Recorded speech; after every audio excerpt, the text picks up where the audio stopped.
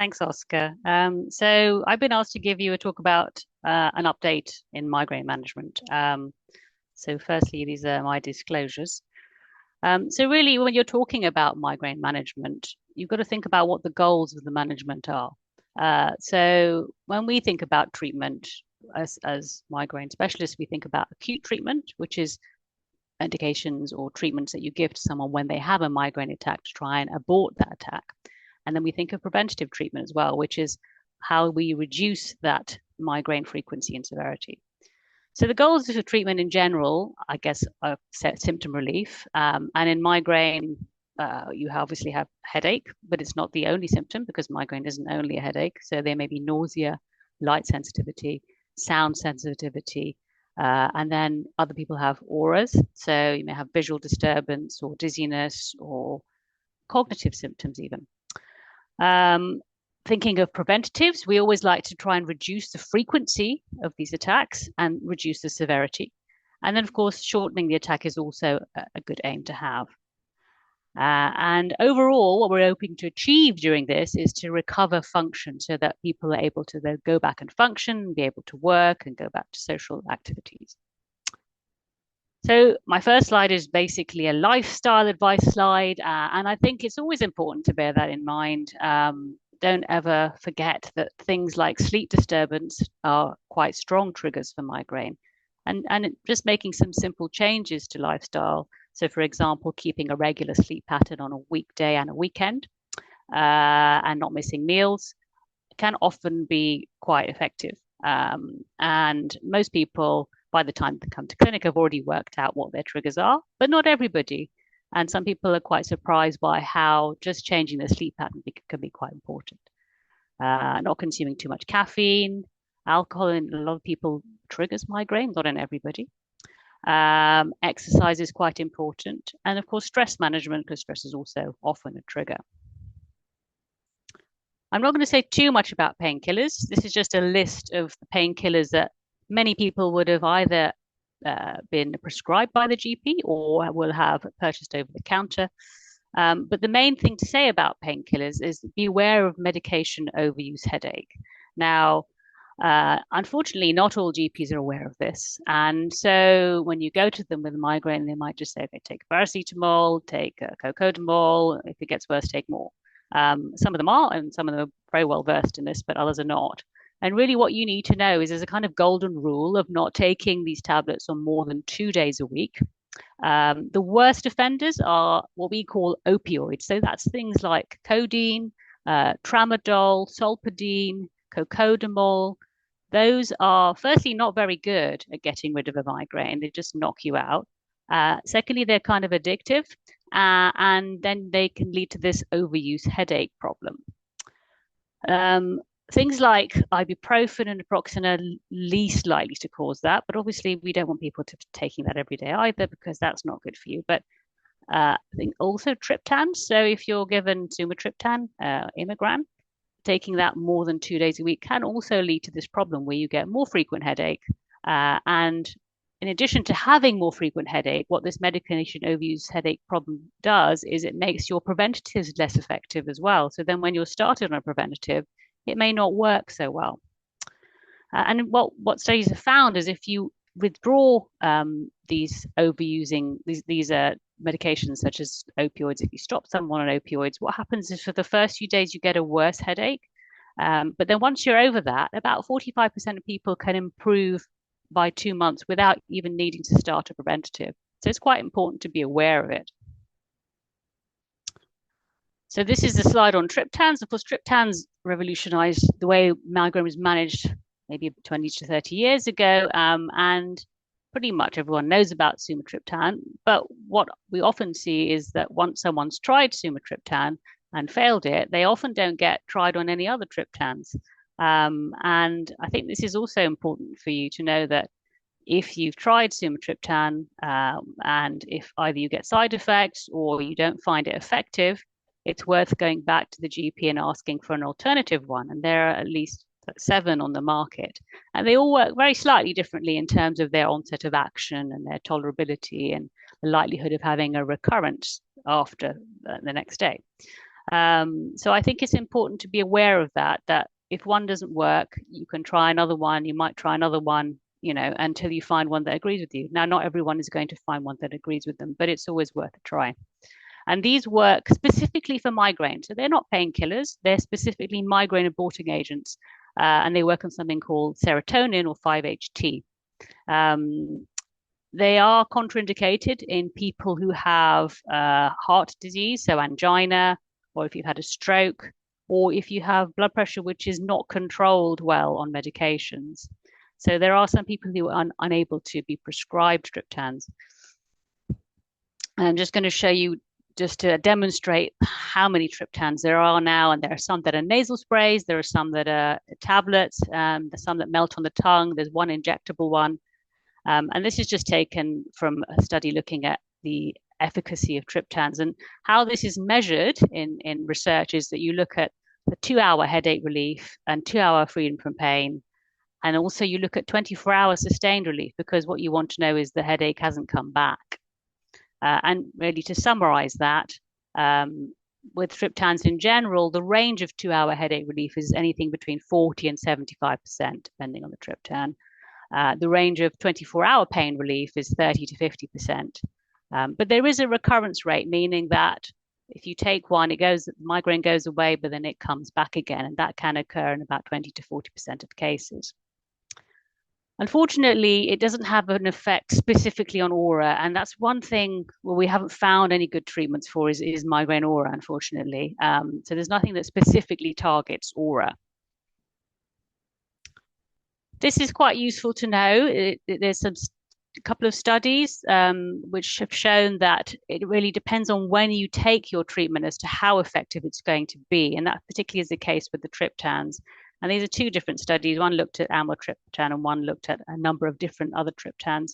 And they compared people who took the triptans within 1 hour of headache onset to those taking it later on. And it was quite clear in both studies that if you take it within 1 hour of the onset of your migraine, about 50%, there's a 50% response at 2 hours. Whereas if you delay it and wait for the pain to build up, then it's not as effective. So it's always important to treat the migraine attack early.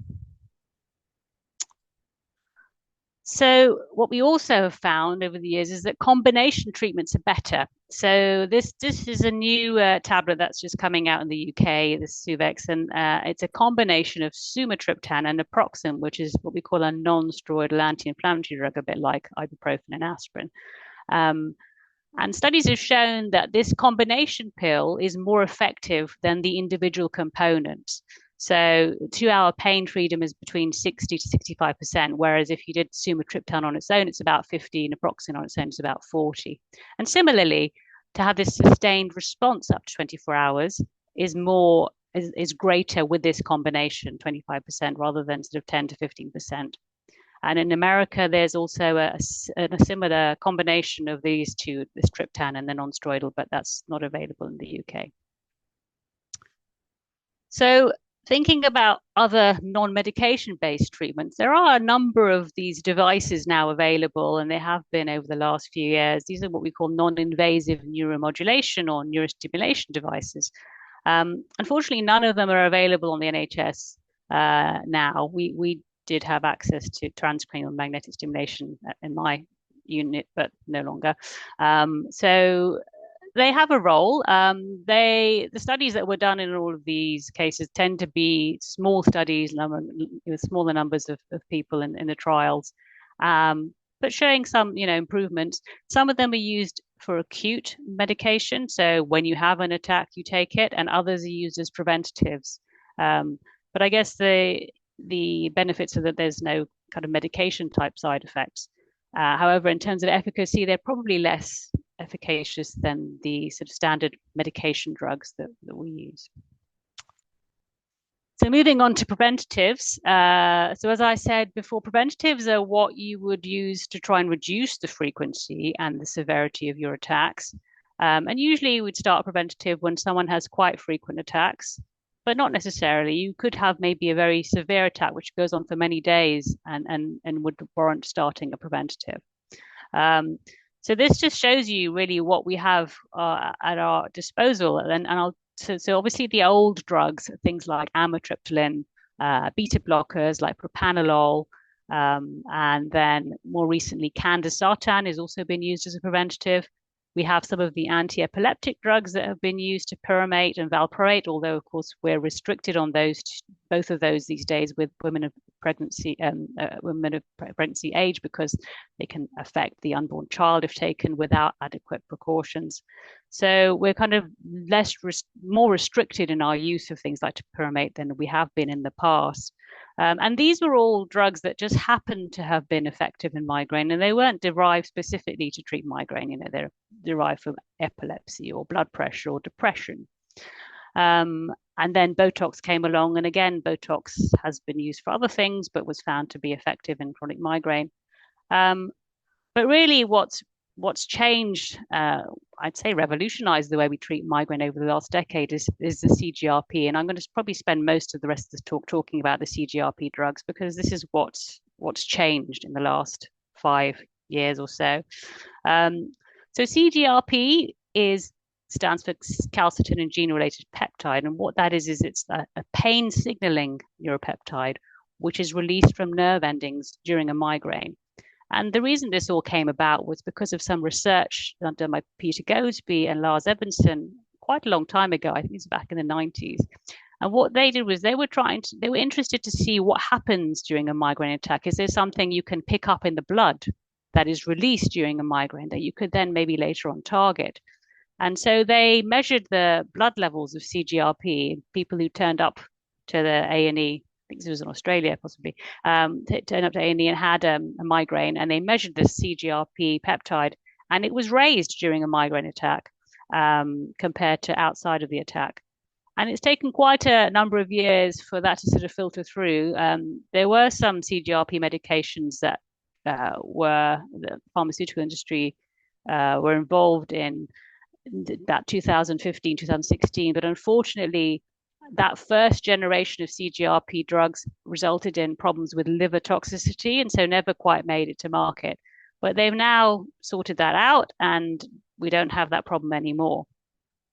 So this is just to show you that there are two different types of CGRP drugs now that we have, with something called monoclonal antibodies, and we have GPANs, which are also known as CGRP antagonists. And they probably work in slightly different ways. Or the GPANs are smaller molecules, so they can go past what we call the blood-brain barrier, and the monoclonal antibodies are larger molecules.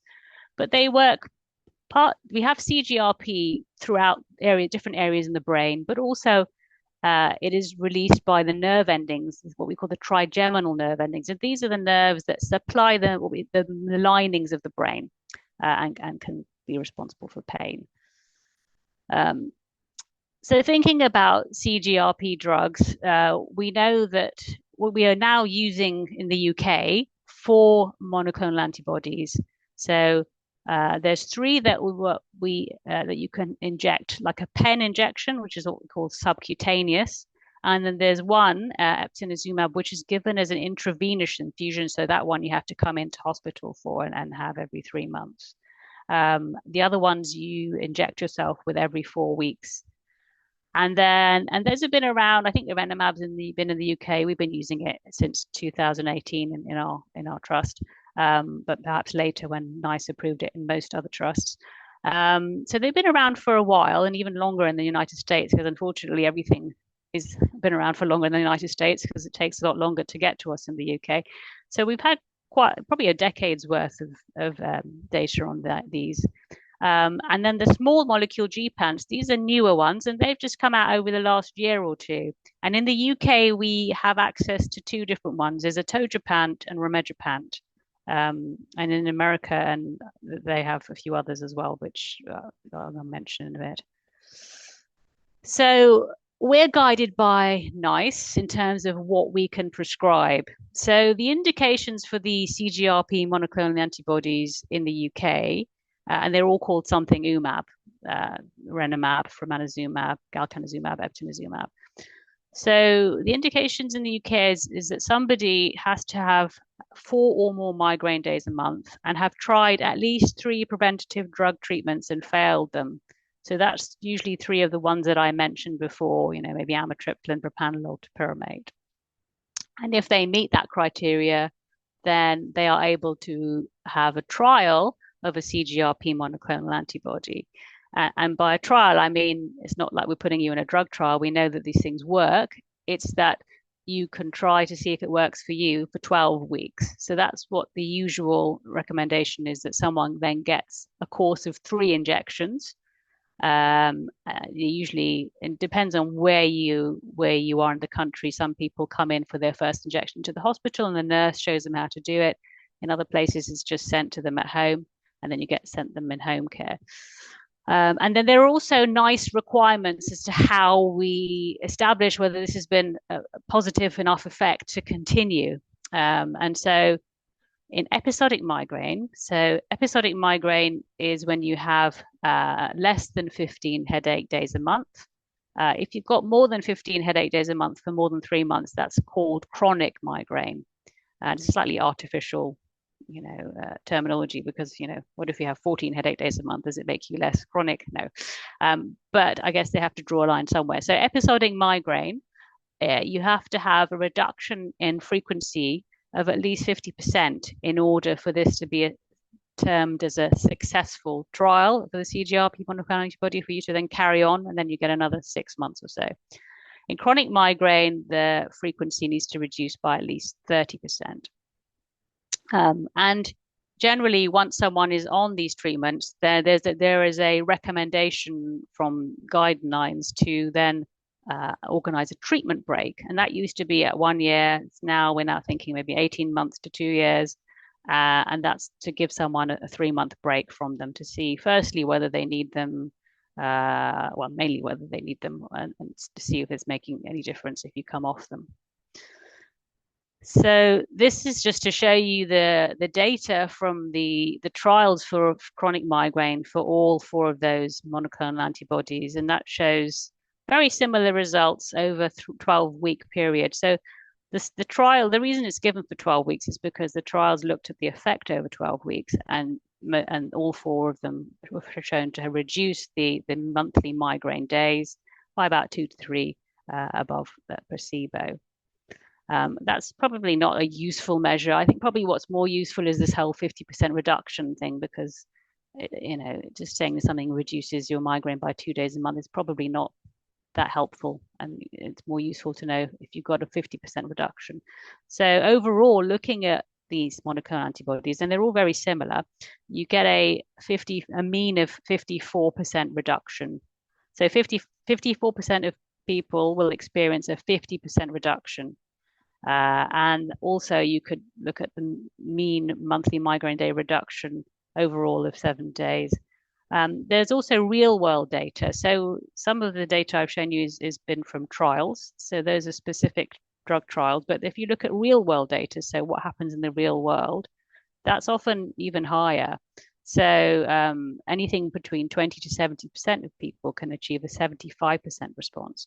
And some occasionally you also get a small number with 100% response too.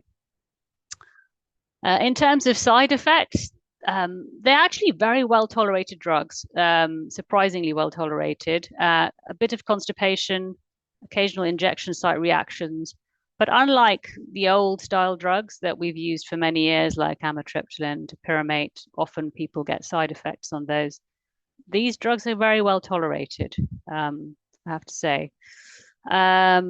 We can't give them to everybody. There's no safety data for pregnancy. So if you are a woman of childbearing age and you're planning on becoming pregnant, then it's not a good idea to start them, because it takes at least, it has a half-life of 3 months. So ideally you'd be off them for 6 months before you became pregnant. The original studies excluded people who had strokes or heart attacks in the last 6 months. So generally, there is a theoretical caution with that. So generally, I think most people avoid, if you've had a recent stroke or MI, you would not start someone on them. So there are some cautions there.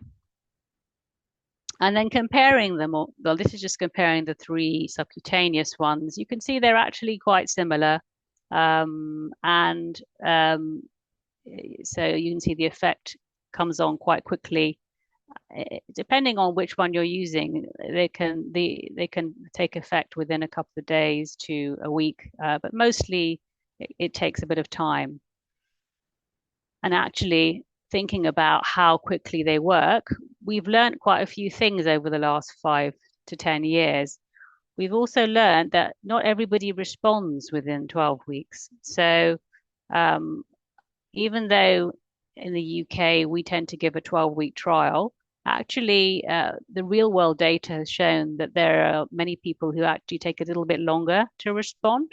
And so initially there was a study looking at people who were called non-responders, and then they allowed them to carry on for another 3 months, so a total of 24 weeks, and about half of them did have a response at that point. The other question is what happens if we switch from one monoclonal antibody to another? So if someone doesn't respond to one, are they going to respond to another one? And yes, they might well do, and we tend to do that. So because there's a good chance, at least a 20 to 30% chance, that you might respond to a different monoclonal antibody. So just because you don't respond to one doesn't mean you're not going to respond to another one. And then stopping. So I mentioned that the guidelines suggest, certainly in the UK, and I think also in Europe, that after a certain period of time, people are given a treatment break, which is usually like a 3-month treatment break. So stopping the treatment. So looking at the real world data, it's probably likely that about 10 to 15% can come off it. But unfortunately, the majority of people will probably end up going back on these medications. So the next group of drugs that are CGRP drugs are these GPANTs. And this is just a list of all the current GPANTs. Not all of these are available in the UK. So we have Romeapan. We have Romeapan and Atogepant in the UK. The other ones, Ubrogepant, Zavegepant, are not available in the UK. So these are used both as acute and preventatives. So unlike the monoclonal antibodies, they're just used as preventative medications, Romeapan in the UK is used as an acute treatment, much in the same way that you would use a triptan. And it's an unusual drug because it can also be used as a preventative, which is quite interesting. Atogepant in the UK is only used as a preventative medication. And I mentioned that there were these old first generation of GPANTs about 10 years ago, and they never made it to market because of liver toxicity. But there's not the same risk with these medications. So starting with Romeapan in the UK, that's called Vidura. So as I said, it can be used as an acute treatment or as a preventative treatment. So if you're thinking about using it as an acute treatment, again, there are NICE regulations on who can use it. So NICE have stipulated that you need to have tried and failed at least 2 triptans and that they're not working enough, or that the triptan is contraindicated. So as I mentioned before, triptans are contraindicated in people who have ischemic heart disease or have had a stroke or have uncontrolled high blood pressure. So they are not contraindicated in those patients. The Romeapan is not contraindicated in those. In terms of side effects, a bit of nausea, maybe a little bit of dizziness. It does interact with other medications, and interestingly, all of these GPANTs interact with grapefruit juice, which is actually pretty disgusting anyway. But so you have to not take it with grapefruit juice. And then there are some other medicines, like for example, some antibiotics and antifungals that you would check with your pharmacist if you were on. So looking at the data for this, you can see that this was a study looking at over 1,000 patients using Romeapan as an acute treatment and comparing it to a placebo. And again, looking at this 2-hour pain-free outcome measure, you can see about 20% of patients became pain-free compared to the placebo. and absence of most bothersome symptom at 2 hours. So that could be, for example, nausea, photophobia. That's just under 40%. And then looking at a sustained pain-free response, that's about at 24 hours, that's 27% of people. So similarly to what I showed you about using triptans early, this is very interesting data coming about. It's about a prodrome in migraine. So prodrome or premonitory symptoms are actually quite common, but people don't necessarily notice that they're prodrome. So for example, before a migraine attack comes on, maybe a few hours before, people might have cravings for sweet food. They might have thirst, they might yawn a lot, they may be irritable, have some sort of cognitive symptoms, or be very light sensitive. And that's what we call prodrome or premonitory symptoms. And this study was quite an interesting study where they firstly wanted to try and determine how common these prodrome symptoms were, but they wanted to see whether they could treat the migraine before the headache pain came, before the headache phase of the migraine.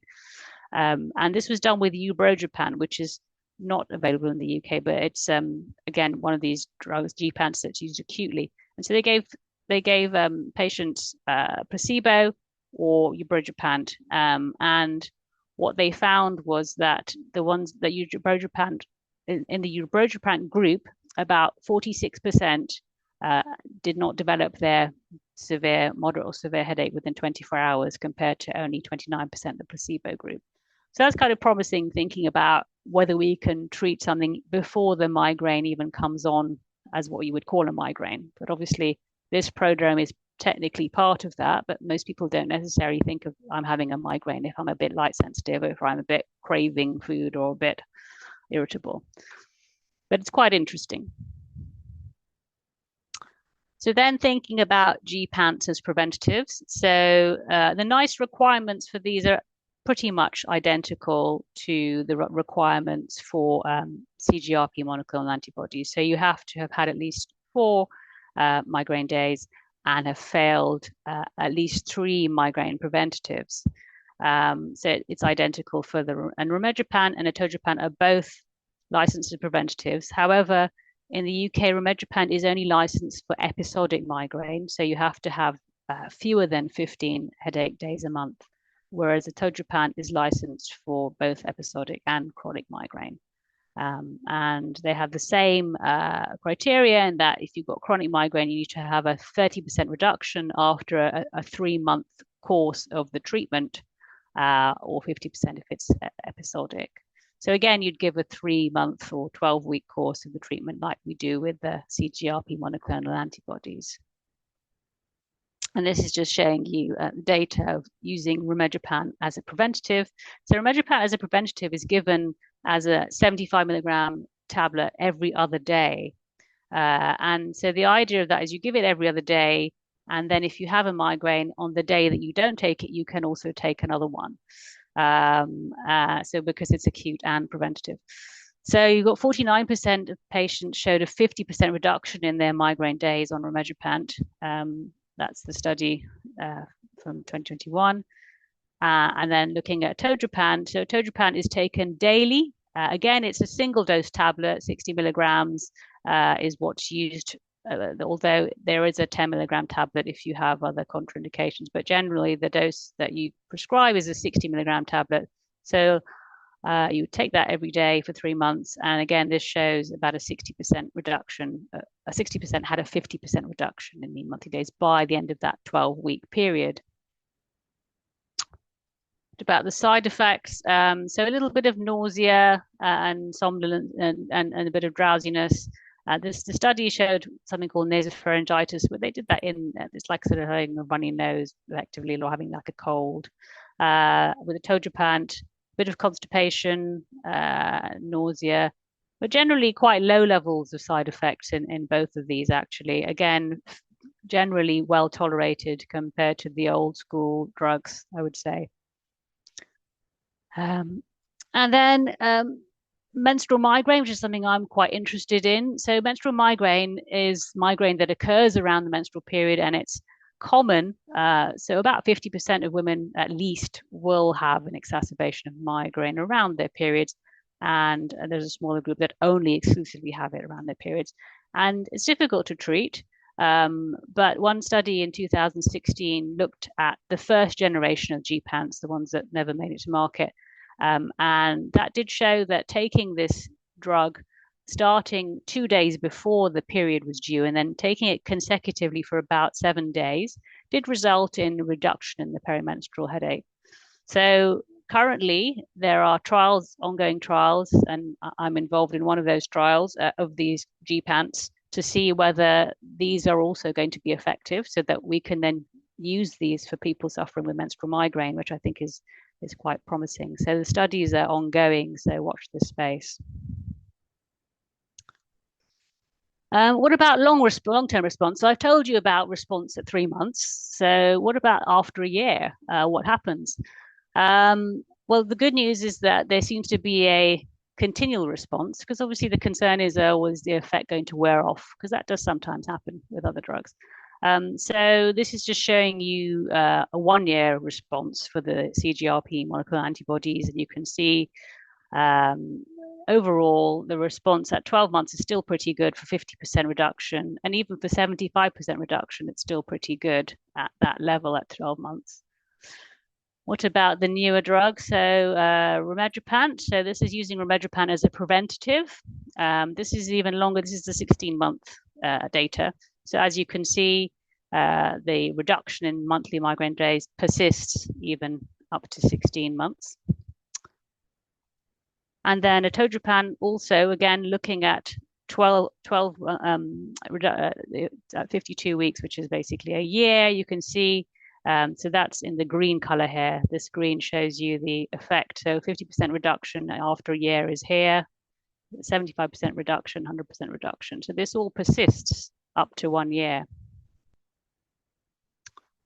So that's all great news. What's on the horizon? Well, so obviously, some people respond to CGRP, but not everybody. And so we do need something else. And hopefully this will be the answer for at least some of those people who don't respond to CGRP. This is called PACUAP, which is a rather long-winded name, pituitary adenylate cyclase associated polypeptide, which is why it's just called PACUAP, because it's much easier to say. So CGRP, when it was studied and given as an intravenous infusion to people with migraine, would trigger a migraine in around 60% of the cases.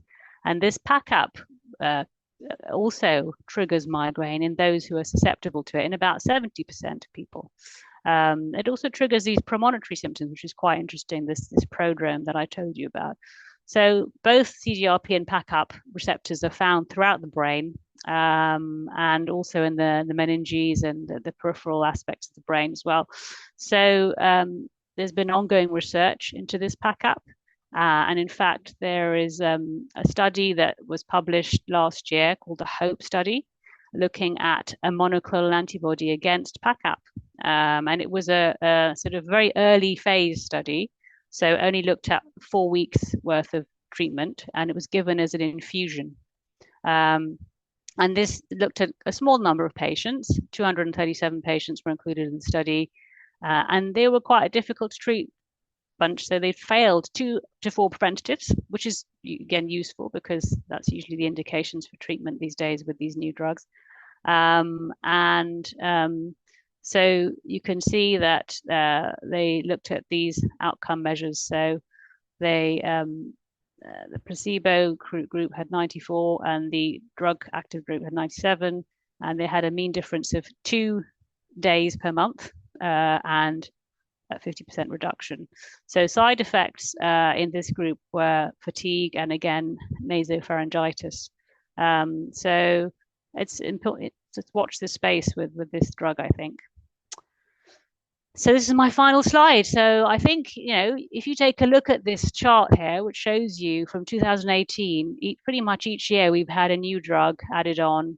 And I think the future is bright in migraine because, we've got PACUP, we may have something else in the next year or two. And I think this is great news for migraine sufferers because up until like 10 years ago, once you tried a few preventatives and Botox, you're pretty stuffed. So I think the future is bright, and I think I'd like to end on a positive note. Thank you. Thank you, Shazia. And yes, always nice to end on a positive note. And it's really interesting to learn about some of the new treatments. We've had over 80 questions, Oh, so I'm wow. not going to delay. I'm going to pass over to Steph. We definitely won't get through all of them, but there's been some good questions coming through. Thank you. Okay. Okay, great. Thanks. So we've had quite a mixed bag of different questions actually. And you did mention about some medications becoming less effective over time. And one of the questions that we've had actually coming through a few times is whether or not the Gepant medications, the Romeapan or Trypan, do they become less effective over time? And if they do, why do medications become less effective? That's a very good question. So as I said, I can go back to the slide actually. So we have data, well, 16-month data for Migraine and 12-month data for Trypan. There may be some other studies, and it doesn't look like that they do, certainly at this point. So you can see here this response persists. Similarly, if you look at the 1-year response, it actually seems to get better, strangely. So the likelihood of fading, of response fading, seems to be less with the newer drugs. That's not to say that it won't happen, and it tended to happen more with the older drugs. As to why it happens, we don't really understand. So it might be that it's not happening with these newer drugs because they're specifically targeting migraine, whereas the older drugs are not. They just happen to target many different neurotransmitters, and some of those positive effects happen to be migraine positive effects, and it might be that that's the case. But I don't think there's a good answer to that. But it's promising that these tend to last longer in terms of the positive effects tend to last longer in these new drugs. Okay, that's great. I think it's an interesting point actually about them being targeted to migraine and whether that is maybe what makes the difference with it. Another question we've had actually just while we're talking about the GPAP medications is can Romeapan and Trypan be combined with the injectable CGRPs, so Aimovig and Ajovy?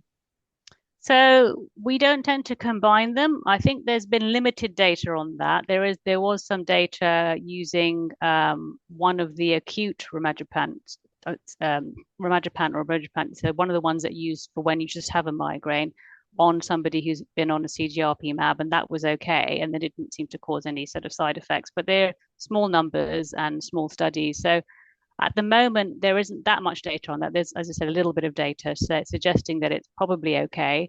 But I think we need a bit more data on that. Okay, lovely. Thank you.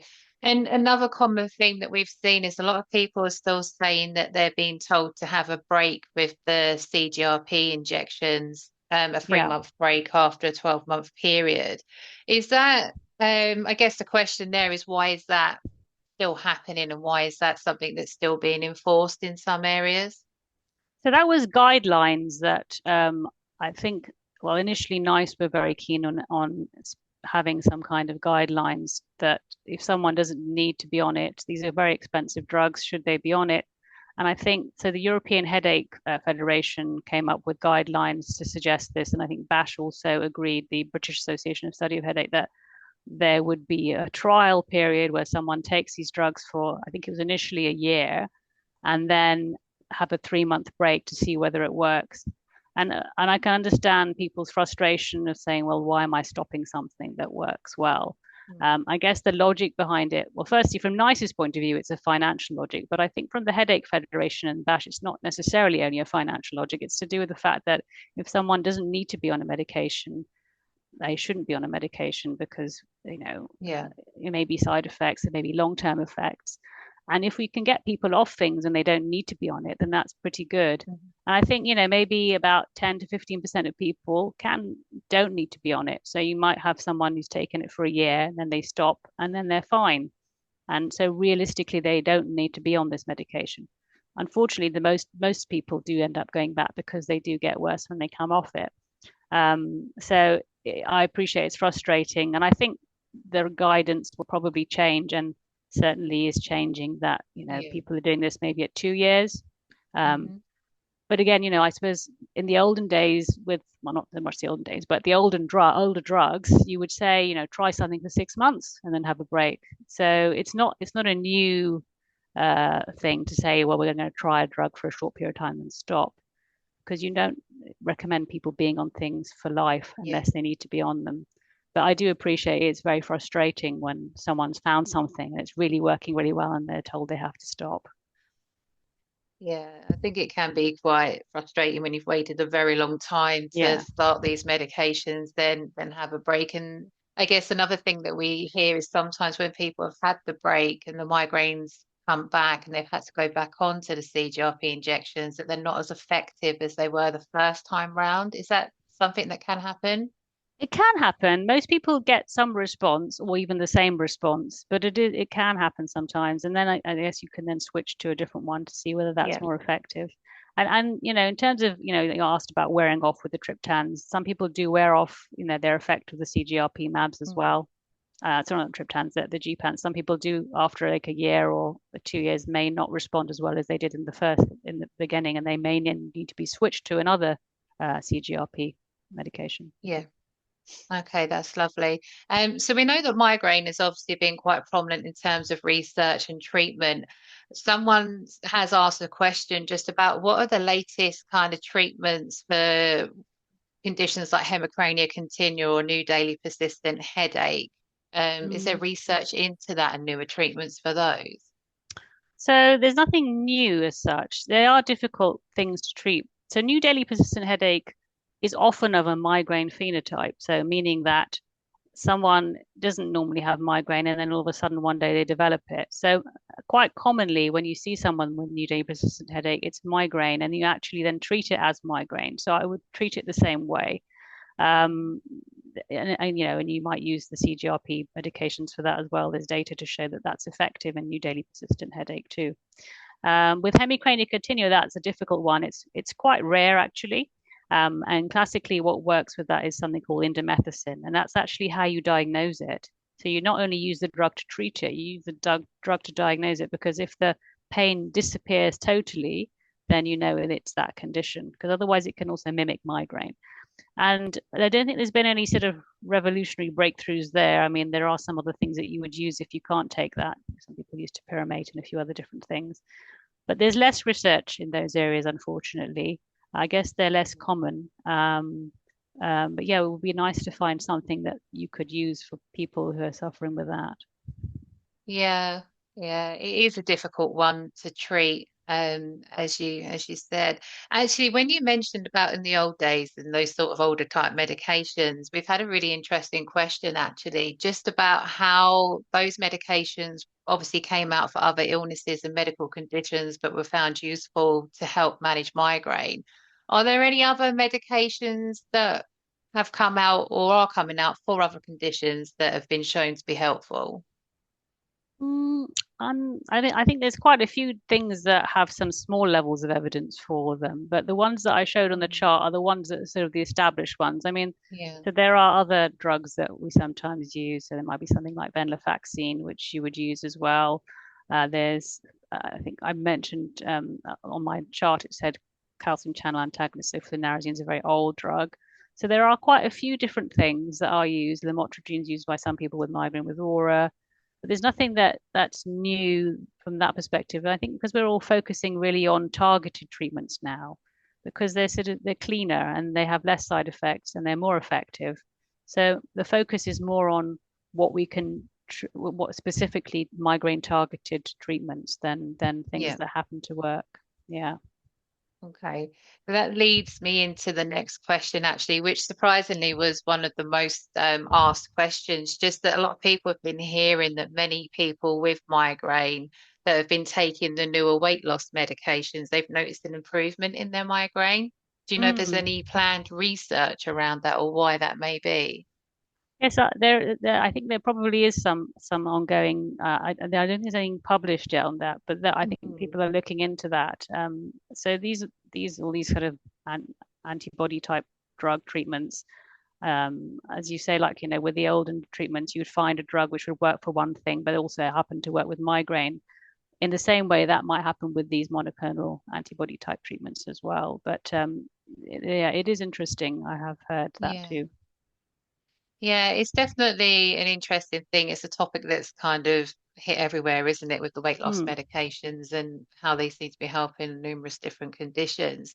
yes. Thinking about different conditions, we've had some questions around comorbidities with migraine, particularly things like stomach issues, bowel diseases, and hypermobility. Do these conditions make the migraine worse, or is it that they coexist and you're more likely to have them?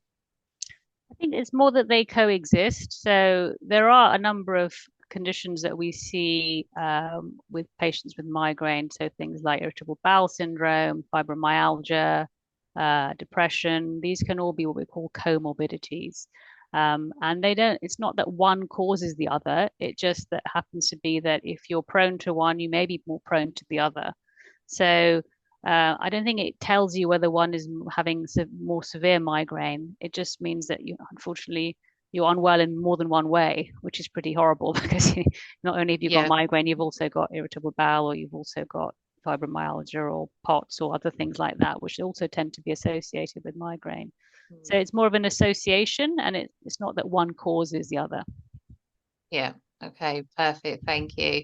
And we've had some questions around medication overuse and rebound headache. And one of the questions is, how can you tell the difference between whether it's a rebound headache or an actual migraine?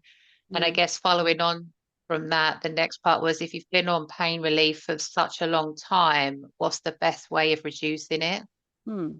So I guess the first question is, how can you tell? Well, you can't necessarily tell, although classically the sort of the overuse headache tends to be more of a low grade headache, so more of a duller headache rather than a severe episode of migraine. So it might be that you have flare-ups of migraine once a week, and then you have this kind of low level headache, which tends to be more the overuse headache. You won't know until you stop, really. And the point is, you really should stop, because either way, it's not good for you. Because firstly, if you're having headache every day, it's not working, is it? And you shouldn't be on a medication that doesn't work because it's not good for you, and it potentially is causing more problems by giving you headache and making your preventative less effective.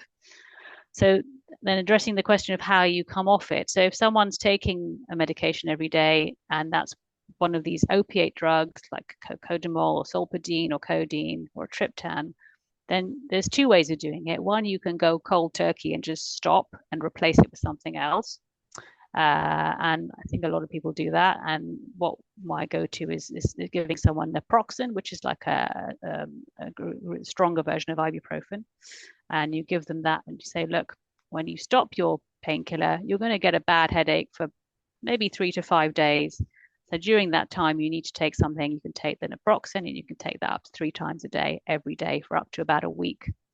And that kind of covers you for that period. You can take it with an anti-sickness tablet called domperidone as well, which helps as a combination. Alternative treatments are things like greater occipital nerve block. So if you have access to that, then you can have an injection in the back of the head of a local anesthetic and steroid. That can sometimes switch things off and give you a break from the headache and allow you to come off the painkillers that you're on. So there's a couple of different ways of doing it. Okay, lovely. Thank you. We do get asked about the aura stage quite a bit, and that again is another theme that we've seen in the questions is, what is the best way to go about managing an aura? Because obviously many of the acute treatments don't help with that part of it. And are there any treatments or studies underway that might give a treatment in the future for specifically the aura stage? Yeah, I mean, it is what we call an unmet need. There isn't really anything that treats aura yet. I was involved in a study and research when I was working with Peter Goadsby many years ago of a drug called ketamine. So ketamine is unfortunately a drug of abuse, but it was mainly, I don't recommend people go and take that for aura, but there were studies looking into that because that works on a certain pathway called the NMDA pathway. So thinking about that, there are other drugs that may work on that NMDA pathway to see if that works in aura. In terms of what we have already, so flunarizine is a preventative that is often used, and that can be good with people who have aura. Lamotrigine is an anti-epileptic drug used, not that great for the headache component, but there's some evidence that it can help with aura as well. But as yet, there isn't anything that we can take to stop the aura coming on, and we haven't found it. There's no evidence that either the triptans or the gepants will stop aura specifically. Having said that, of course, if you stop the whole migraine attack, you'll stop the aura as well. So if you're having a preventative and you're having less migraine attacks, by definition, you'll have less aura. So that's really the way of treating it at the moment. But it is a shame that we don't have anything for that yet. There is always ongoing research there, but at the moment there isn't anything that's come up that kind of trumps with that. Okay, lovely. And another thing that some people have said they struggle with is that their migraine starts at night. So after they've been asleep for a few hours, they wake up with the migraine in the night. So it's not always possible to take triptans, for example, at the onset. Why do they start at night, and what is the best treatment management for nighttime migraine? Yeah, those are the harder ones to treat. And classically, when you wake up with the migraine, that's harder to get rid of. We don't know why they occur at night because migraine can occur any time of day. It's different to cluster headache, for example. The cluster headache tends to predominantly occur from sleep. Migraine can occur from sleep or during wake, so you can't really predict that. Unfortunately, there isn't anything other than taking something as soon as you wake up. Some people may have premonitory symptoms the night before, and just thinking of that study that I showed you about Romeapan, potentially you could think if you have a premonitory symptom or a prodromal symptom before you go into bed at night, it might be worth taking something then. Unfortunately, triptans have not been shown to be effective during the prodrome phase, but given this Romeapan is, it might be worth, in the future we might have something to take during the prodrome phase, which would also help if you took it before the onset, which may be, something for the future. But at the moment, there isn't anything else, I don't think. Other than if it's coming. Yeah. Okay, lovely.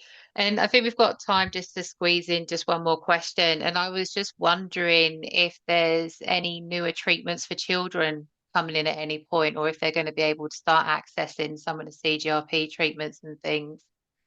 Yeah, so I mean, I'm an adult neurologist, so I don't treat children, but I think they are going to be able. I mean, there are ongoing trials of these CGRP drugs in children as well. So hopefully they will have access to those too. So they do tend to lose out, unfortunately, because all the research studies are done on adults, not on children, and therefore you can't prove that they're safe in children, although a lot of them are likely to be. But yeah, hopefully they will be soon. Yeah. Definitely. Thank you. And just quickly, I know that I just said that was the last question, but that was quite a quick answer. Just thinking about children, I just wondered if there are any studies going for pregnancy and whether the gepants might be able to use in pregnancy at any point. Yeah. So pregnant women are always excluded from research studies. So it's very difficult, and we have to rely on data that we gather where someone has by accident got pregnant and didn't know they were pregnant and have been on the drug or chosen to stay on it. And at the moment, we don't have that data for gepants. We've got some data for the CGRP monoclonal antibodies, but it's not large enough data numbers to suggest that it's safe. And these things take many, many years. So it's taken years for us to realize that triptans are safe in pregnancy. You need thousands and thousands of people's data because you don't want to it's such a high risk thing to do to give someone who's pregnant a drug that can affect the fetus.